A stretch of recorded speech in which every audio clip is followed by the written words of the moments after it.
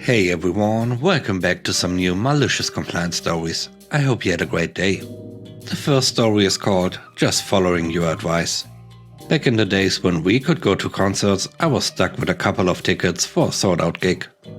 When we got to the venue, I sent the rest of my family in to see if I could sell my spare tickets. I only wanted face value, $60 each, and I knew it was a sellout. It was only a relatively small venue, so only one obvious scalper in view. I asked if he wanted to buy my pair, knowing he would resell them for way over face value. He offered me $10 each, take it or leave it, or see if you can get more for them. I informed him I'd rather tear them up in front of his face than let them go that cheap. And that was the end of our little conversation. Within 5 minutes a taxi pulled up and a couple of folks jumped out, desperate for a pair of tickets. The scalper was on them like a shot. I slowly wandered over to join the conversation, and he was just about to close the deal for a pair at $120 each ticket. I leaned in and said, "Hey fellas, I've got a pair here for face value, $60 each." They were a little skeptical, but walked in with me to validate that they were genuine, and paid up. "Hey Mr. Scalper, you told me to try to get more. Shame it cost you your sale." The next story is called If You Don't Appreciate It, Don't Come Back. Some time ago, my roommate was working for a high-end restaurant. He told me that the workforce shortage was so bad that they were forced to close for the daytime service to focus on the nights. I was working just below full-time in another restaurant as a bartender, so I figured I could help a friend and get some karma. I met with the owners and managers and explained I was here to lend a hand. That this is not my main job, I just want to help for the time being. And that I won't be here long, as I've got a trip planned in a few weeks, so don't stop looking for hires. They said no problem, we'll work with what we got. They were really nice and friendly, until I got hired. I skipped the part about my training, because there wasn't, not enough staff. You'll learn as you do it. No problem, I've been a busboy before. I could handle Friday nights of 350 clients all by myself in my first job.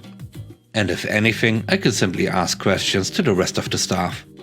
This restaurant only hires men for the service and the support staff. I thought at first that might be cool, but it was not. Never have I met more snobby, prideful, better than dust, egotistical sons of. I've never been treated more like crap than those 6 weeks. I got yelled at for not bringing the correct frying pan. The correct one was wider by an inch. And I was getting told to work faster, bringing multiple torpedoes up the stairs by a waiter, who was actually waiting, arms crossed, chilling on the ramp. I got told stories of staff getting actual dishes thrown at them. And the list goes on. During these weeks, I was working 6 to 7 days a week with both my jobs. The pay I was making with that side job wasn't even worth it, but I was still working hard, doing my best at every moment.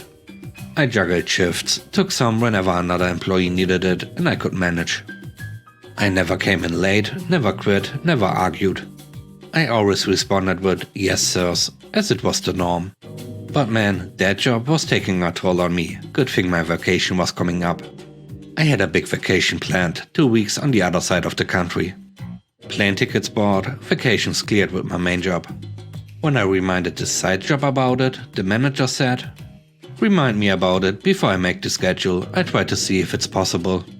Yeah, I'm not asking for vacations. I'm telling you I won't be here for those 2 weeks. Well, that just won't work. We might need you. We are short-staffed. Yeah, I know, but I'm only here to help. I told you all of this when I offered you some help. That just won't do. If you don't take this job seriously, don't bother coming back. You are absolutely right. Thanks. I gave him my shirt, took my bags, and never came back. Best vacation of my life. The third story is called 3 Months of Compliance. Let me preface this by saying I've worked my current job for a decently long time and have never had a customer complaint until this guy. I work as a showroom consultant at a bathroom and kitchen shop, nothing snazzy. But it's fun to talk to people and design with them, and people are always happy and excited. This happened last year. One day, a lovely middle-aged lady comes in. She wants a spa bath that will fit her and her husband. We find one that's affordable, and I give her a hefty discount because I can, and also she was a great person. I just like to do that. I let her know because it's a custom-built spa, it's going to take 3 weeks. She said not to worry. 3 weeks later, the spa arrives. However, it has arrived without its headrests. The supplier lets us know there's a back order on headrests, ETA unknown, shipping delays. They've supplied different headrests as an apology and will send the correct color when stock is replenished. Well, it's fine, it's just a cosmetic thing. I ring the wife to let her know it's in, there's a delay, and to arrange delivery. No issues, she's happy with her bath and even rings again to thank me. I ring once a fortnight to update them on the headrests. It's really unknown when they are coming. Now it's been over 2 months and it's a bit ridiculous, I acknowledge that, but there's nothing anyone can do. None left anywhere. Trust me, I tried, I like to help people out. We are just having to wait. In the meantime, there's nothing stopping them from using the bath. The spa came with headrests that were a different color as a courtesy. He was just waiting for a different color. One day, the husband comes in. I'm not in the shop that day. He starts yelling and threatening, throwing his weight around, and telling us that we only care about taking his money, and now that we've got it, we don't care. He submits a formal complaint, telling us we didn't keep him well informed or updated of stock issues.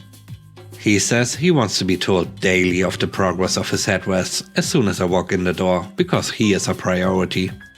In true malicious compliance form, every day at 6 AM, as soon as I walked into the shop, I would ring the supplier for an ETA, then at 6:15 I would ring him. Good morning, just ringing to let you know that your headrests haven't arrived, have a great day.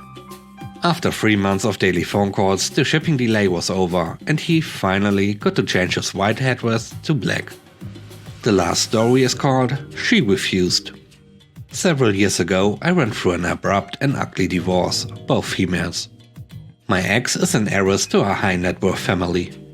For 2 years prior to the split, she and I had been working individually and together with a money coach to help us communicate about money.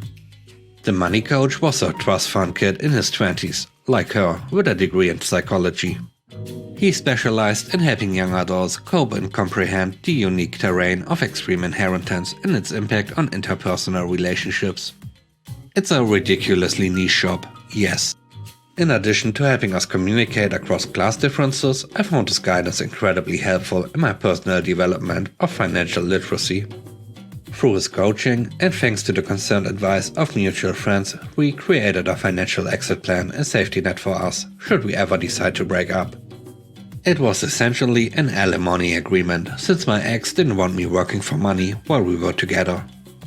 Fast forward a couple of years, and sure enough, she went on a prolonged vacation and decided she didn't want to come home anymore.